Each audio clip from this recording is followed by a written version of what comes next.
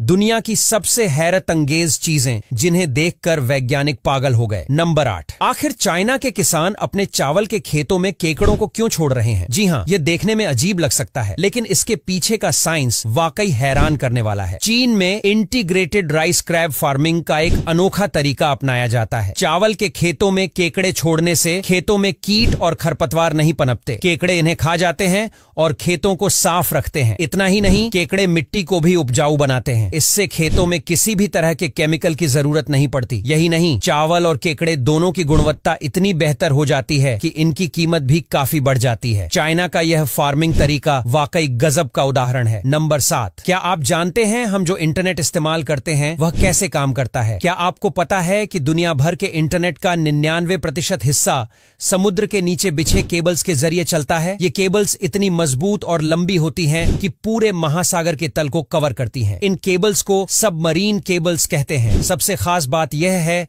कि इन केबल्स को बिछाने का काम बड़े जहाजों के जरिए किया जाता है। यह काम बेहद जटिल है क्योंकि समुद्र की गहराई में तेज धाराएं और चट्टानें होती हैं। ये केबल्स सिर्फ इंटरनेट ही नहीं बल्कि ग्लोबल कम्युनिकेशन का भी अहम हिस्सा है। सोचिए, हमारी डिजिटल दुनिया का इतना बड़ा हिस्सा समुद्र के नीचे छिपा है। नंबर 6, आपने पनडुब्बियों के बारे में तो सुना होगा, लेकिन क्या आप जानते हैं कि एक सबमरीन पानी के अंदर कितनी तेज चल सकती है? सबसे तेज चलने वाली सबमरीन सोवियत के 222 की अधिकतम गति लगभग 83 किलोमीटर प्रति घंटा थी। सोचिए, पानी के अंदर इतनी तेज स्पीड। लेकिन सवाल यह है कि इतनी भारी सबमरीन इतनी तेज कैसे चल सकती है? इसका जवाब है हाइड्रोडायनामिक डिजाइन। सबमरीन का आकार इस तरह से डिजाइन किया जाता है कि पानी में कम से कम रुकावट हो। इसके अलावा इसमें लगे प्रोपेलर्स और न्यूक्लियर पावर इसे गजब की स्पीड देते हैं। नंबर 5, प्लास्टिक प्रदूषण आज की सबसे बड़ी समस्याओं में से एक है। लेकिन सोचिए, अगर एक ऐसा डिवाइस हो जो समुद्र से खुद प्लास्टिक कचरा निकाल सके। सीबिन एक ऐसा ही इनोवेशन है। यह एक फ्लोटिंग डस्टबिन है जिसे पानी के ऊपर तैरने वाले कचरे को साफ करने के लिए डिजाइन किया गया है। सीबिन हर दिन लगभग 1.5 किलो प्लास्टिक कचरा निकाल सकता है। इसे खास तौर पर हार्बर्स और मरीना में इस्तेमाल किया जाता है। सीबिन का यह आइडिया बेहद सरल लेकिन असरदार है। यह न सिर्फ समुद्र को साफ रखता है बल्कि मरीन लाइफ को बचाने में भी मदद करता है। नंबर 4, कैलिफोर्निया के रेगिस्तान में बना यह घर दिखने में इतना अनोखा है कि इसे देखकर हर कोई दंग रह जाता है। इस घर को शीशे से इस तरह बनाया गया है कि यह अपने आसपास के माहौल में पूरी तरह घुल मिल जाता है। इसे इनविजिबल हाउस कहा जाता है। इसकी खासियत यह है कि यह दिन में सूरज की रोशनी को अंदर आने देता है और रात में चांदनी के साथ चमकता है। नंबर 3, क्या आपने कभी बारिश को कला में बदलते देखा है? जापान में रेन चेन्स एक ऐसा ही अद्भुत तरीका है। यह चेन